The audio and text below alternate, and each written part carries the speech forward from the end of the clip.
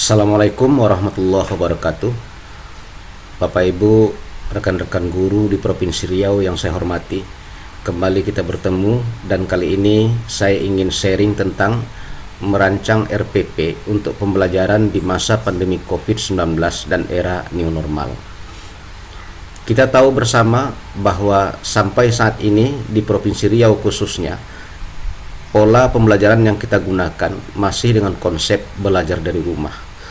Kita belum melaksanakan pembelajaran tatap muka karena masih berada di masa pandemi COVID-19 dan menyongsong era new normal. Belajar dari rumah adalah pembelajaran jarak jauh. Dan kalau melaksanakan pembelajaran jarak jauh, Bapak Ibu perlu tahu sebenarnya ada beberapa hal terkait dengan miskonsepsi dari pembelajaran jarak jauh. Ada yang menganggap bahwa pembelajaran jarak jauh adalah sebagaimana pembelajaran dilaksanakan di pembelajaran tatap muka biasa. Ini keliru, karena sebagian guru beranggapan bahwa ketika dia melaksanakan pembelajaran jarak jauh, hanyalah memindahkan pembelajaran tatap muka ke dalam jaringan atau online. Kemudian yang kedua, miskonsepsi yang terjadi adalah anggapan bahwa pembelajaran jarak jauh adalah pembelajaran yang dikendalikan penuh oleh guru. Perlu kita ketahui bersama, ketika pembelajaran daring dilaksanakan dan peserta didik belajar dari rumah, sebenarnya keberhasilan pembelajaran tidak hanya ditentukan oleh guru, tetapi juga ditentukan oleh seberapa besar peranan orang tua siswa untuk mendorong peserta didik kita belajar. Salah konsep yang ketiga adalah anggapan bahwa pembelajaran jarak jauh adalah pembelajaran yang bisa langsung diikuti oleh murid. Bapak Ibu harus sadar betul bahwa ketika peserta didik belajar dari rumah, berilah kepada mereka keleluasan dan kebebasan dengan prinsip bahwa peserta didik bisa belajar kapan saja dan di mana saja. Karena itu membangun suasana nyaman dan menyenangkan bagi peserta didik. Ini adalah hal yang paling penting. Kemudian yang ketiga, miskonsepsinya adalah pembelajaran jarak jauh adalah pembelajaran tanpa pelibatan orang tua. Seperti kita katakan tadi, keberhasilan pembelajaran peserta didik berbasis online atau belajar dari rumah ditentukan oleh seberapa besar peran dan dorongan orang tua mereka di rumah untuk membuat anak melaksanakan proses pembelajaran. Kemudian ada yang menganggap bahwa pembelajaran jarak jauh adalah pembelajaran daring atau online saja. Sebenarnya tidak, bahwa dengan melaksanakan pembelajaran jarak jauh bisa juga Bapak Ibu melakukan kunjungan langsung ke peserta didik, tetapi dalam jumlah yang terbatas. Jadi pembelajaran jarak jauh atau belajar dari rumah bukan hanya pembelajaran online atau daring saja. Kemudian berikutnya lagi, ini yang banyak terjadi. Pembelajaran jarak jauh dianggap adalah memberikan tugas kepada murid. Bapak Ibu harus tahu bahwa ketika proses pembelajaran beralih dari tatap muka menjadi proses pembelajaran online atau dalam jaringan, itu sebenarnya terjadi dua hal yang berbeda. Di saat pembelajaran tatap muka, peserta didik disibukkan dengan kegiatan membaca, kemudian menulis, kemudian melakukan aktivitas fisik atau motorik. Tetapi ketika melaksanakan pembelajaran dari rumah berbasis online, peserta didik sebenarnya mengalami dua hal. Yang pertama, ini terkait dengan tekanan terhadap intelektual mereka. Kemudian yang kedua, terkait dengan tekanan emosi mereka. Jadi karena itu, memberikan tugas, Bapak Ibu harus perhitungkan sedemikian rupa, tidak membebani mereka dari sisi perasaan atau emosi, karena ini akan menyebabkan proses pembelajaran tidak berjalan sesuai dengan keinginan kita.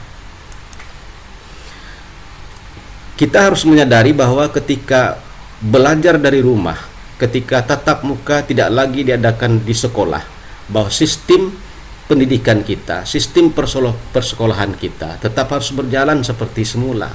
Jadi berarti bangunan utuhnya sebenarnya hakikatnya kita mengorganisir sebuah sekolah maya di mana guru mengajar, kemudian ada kontrol dari wakil kurikulum, juga ada supervisi dari kepala sekolah. Jadi sebenarnya konsepnya kita tetap berada dalam satu ruang lingkup, yaitu sekolah maya atau sekolah virtual.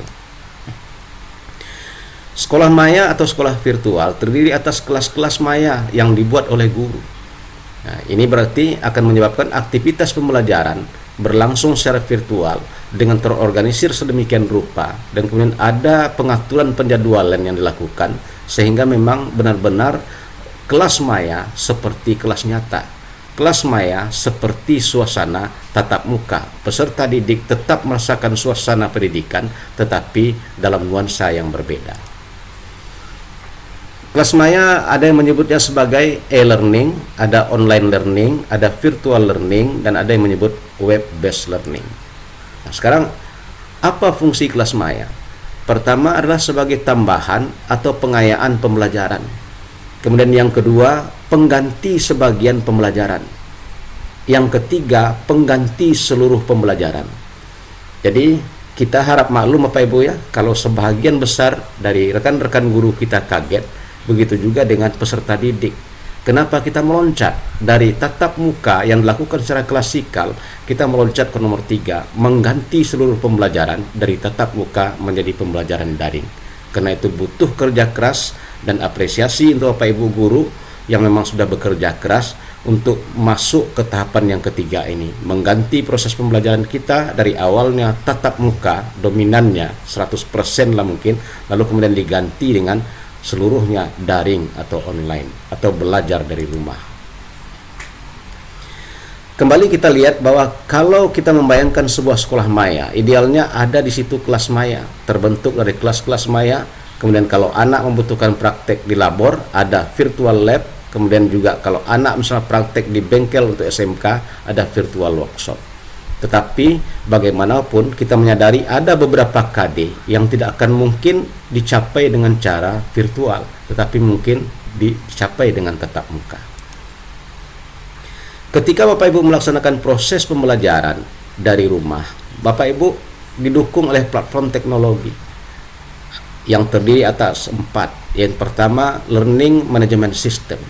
Jadi bagaimana Bapak Ibu membangun sistem pembelajaran berbasis online secara teratur dan kemudian terkondisi dengan baik. Kemudian Bapak Ibu juga didukung oleh video conference.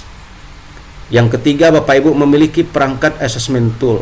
Dan yang keempat, Bapak Ibu memiliki bahan ajar dan multimedia. Semuanya berbasis daring atau dalam jaringan.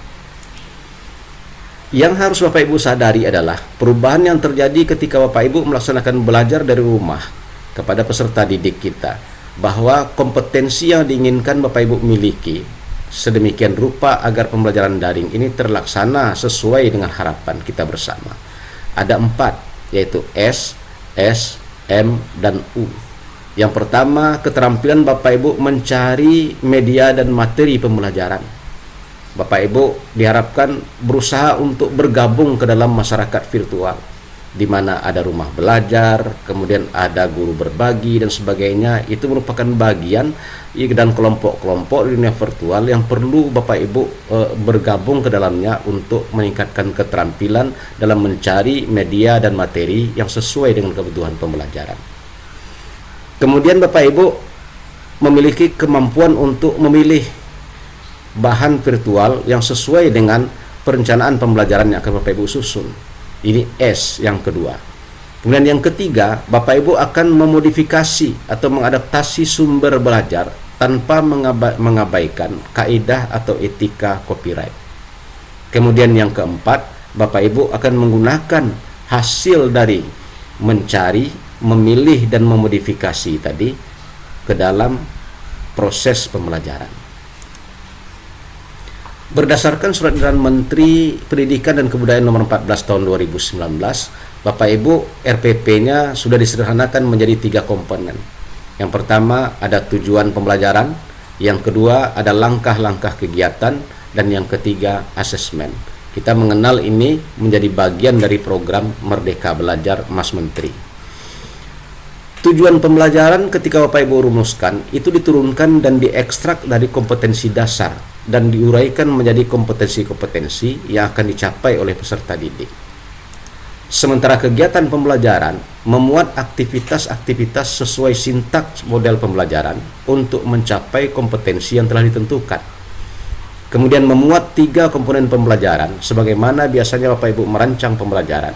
yaitu ada kegiatan pendahuluan, ada kegiatan inti, dan ada kegiatan penutup. Kemudian dilengkapi dengan dokumen pendukung, misalnya lembar kerja, kemudian misalnya materi pendukung yang Bapak Ibu siapkan dalam bentuk handout, kemudian job sheet dan sebagainya. Nah, kegiatan penutup diisi dengan refleksi. Perbedaannya dengan pembelajaran yang biasa kita rancang, refleksi tak hanya untuk peserta didik, tetapi juga untuk pendidik. Dan penekanan refleksi untuk pendidik ini sangat penting karena proses pembelajaran kita tidak melibatkan tatap muka langsung dengan peserta didik. Aspek yang ketiga adalah asesmen. Komponen asesmen ini itu akan menilai 3 hal, yaitu pengetahuan, keterampilan, dan sikap, yang tujuannya untuk mengukur pencapaian tujuan pembelajaran. Bapak Ibu dapat saja melaksanakan satu kegiatan, tetapi Bapak Ibu sebenarnya sudah menilai 3 aspek penilaian ini sekaligus. Jadi berarti dengan satu kegiatan Bapak Ibu menilai pengetahuan, menilai keterampilan, dan menilai sikap siswa. Sekarang kita lihat bagaimana model Bapak Ibu membuat rencana pelaksanaan pembelajaran. Silahkan Bapak Ibu berkreasi sendiri, ya kan, yang nyamannya seperti apa. Tetapi yang penting seperti yang kita katakan tadi, komponen RPP Bapak Ibu memuat 3 hal. Yang pertama tujuan pembelajaran, yang kedua kegiatan pembelajaran, dan yang ketiga penilaian atau asesmen. Saya akan coba membuat model seperti ini. Bapak Ibu silahkan saja seperti apa. Karena kita pada tahun pelajaran 2020-2021 ini menggunakan moda pembelajaran daring, karena anak belajar dari rumah, daringnya berbasis online. Berarti saya cantumkan juga di sini apa platform teknologi yang saya pakai ketika melaksanakan pembelajaran. Jadi ada WhatsApp misalnya, Zoom, Google, kemudian Google Chrome, dan Quizzes untuk penilaian. Kemudian di bagian yang kedua ada nama sekolah, kemudian kompetensi keahlian, mata pelajaran, kelas dan semester, materi pokok, alokasi waktu. Kemudian setelah itu sikap, karena sikap merupakan bagian yang penting untuk kita bentuk walaupun peserta didik belajar dari rumah, karena ini bagian dari pendidikan karakter. Kemudian ada refleksi dan konfirmasi ketika akhir pembelajaran dilaksanakan, juga saya rancang di bagian ini. Nah, kita masuk kepada bagian pokok yang 3 itu, yaitu tujuan pembelajaran. Kita rumuskan, misalnya saya merumuskannya dalam satu kalimat saja seperti ini. Silahkan Bapak Ibu rumuskan, diawali dengan kata kerja. Kemudian setelah itu masuk ke bagian yang kedua, kegiatan pembelajaran. Di pertemuan pertama, pendahuluan, misalnya menyapa, mengecek kehadiran, mengkondisikan peserta didik, dan memberi motivasi, saya menggunakan WhatsApp group. Kemudian di kegiatan inti, menyaksikan video cara pembuatan kartu harga pokok pesanan, saya menggunakan Google Classroom. Jadi yang penting ketika Bapak Ibu merumuskan ini, cantumkan platform teknologi yang digunakan. Itu mungkin yang dapat saya sampaikan pada kesempatan ini Pak Ibu ya. Nah, mudah-mudahan bermanfaat. Sampai jumpa. Wassalamualaikum warahmatullahi wabarakatuh.